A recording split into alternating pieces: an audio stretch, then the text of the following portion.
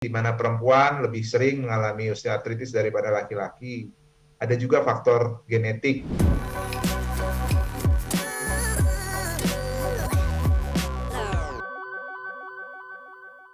Seputar gejala dan juga apa nih yang menjadi triggering dari osteoartritis dan juga osteoporosis. Ini yang pertama mungkin triggeringnya dulu, Dokter Panca. Ada nggak sih selain tadi kan kalau penyebabnya adalah salah satunya karena usia. Kemudian apakah ada penyebab lainnya atau bahkan ada hal-hal yang memicu terjadinya dua penyakit ini? Oke, terima kasih.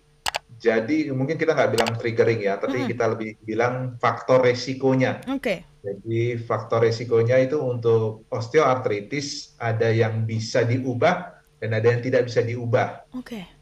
Kita bilang yang non-modifiable atau tidak bisa diubah itu contohnya ya tadi usia, jenis kelamin, di mana perempuan lebih sering mengalami osteoartritis daripada laki-laki.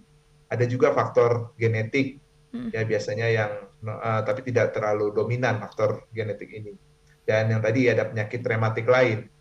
Nah, sedangkan faktor-faktor yang bisa dimodifikasi adalah yaitu cedera sendi, ada riwayat cedera sebelumnya, dan ada riwayat kelemahan otot di sekitar sendi tersebut.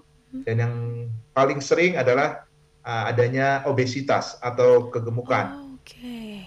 Dan ada juga pada riwayat-riwayat pasien yang melakukan high impact sports sebelumnya. Jadi di mana high impact sports itu kan lebih cenderung mengakibatkan cedera ya. Yeah. Dan juga ada ditemukan pada pasien-pasien yang mempunyai sindrom metabolik. Sindrom metabolik itu tadi selain obesitas, ada tekanan darah tinggi ataupun ada peningkatan kadar lipid dalam darahnya.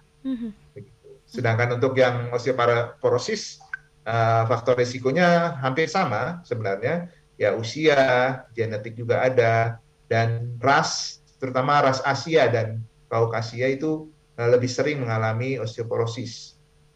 Dan juga berat badan yang terlalu kecil, BMI-nya, berat indeks massa tubuhnya yang di bawah 19, jadi terlalu kurus, bisa mengalami osteoporosis lebih rentan.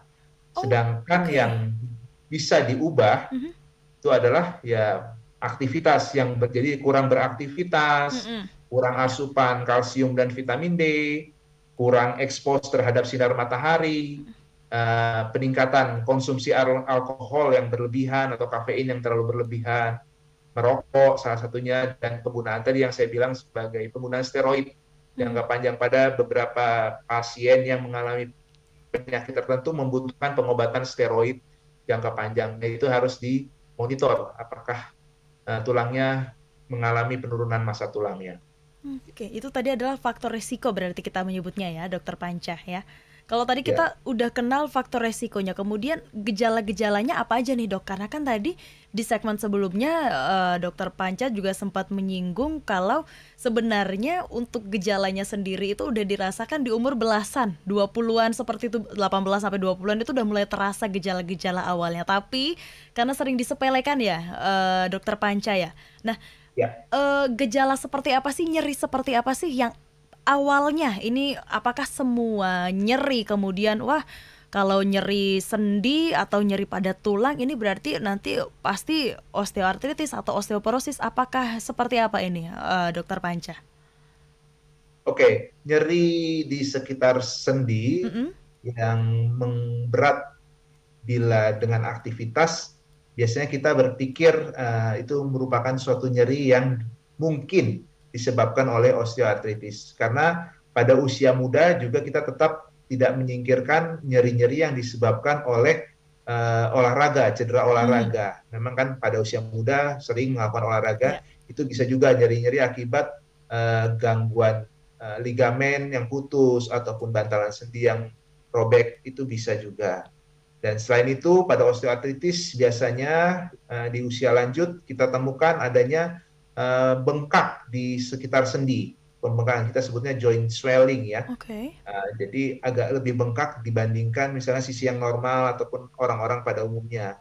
Kemudian juga suka berbunyi, terutama di daerah lutut. Misalnya lututnya sudah mulai ada bunyi-bunyi yang tidak biasa dan makin berat bila aktivitas. Nah itu kita memikirkan ke arah osteoartritis. Dan bila sudah cukup berat dan Heeh. lama, bisa mengakibatkan kekakuan sendi gejalanya. Hmm. Jadi tidak bisa nekuk lututnya full atau panggulnya Oke. full, tidak bisa nekuk ataupun diluruskan full. Dan yang paling berat kalau sudah mengalami kelainan bentuk atau kita sebutnya deformitas Mhm. pada sendi lutut maupun sendi panggul. Ya kita sering lihat kalau ibu-ibu misalnya jalan dengan bentuk lutut yang sudah menyerupai huruf O, nah Mhm. itu berarti kemungkinan besar sudah mengalami osteoartritis yang derajatnya sudah cukup berat. Oh. Kalau osteoporosis itu Mhm. lebih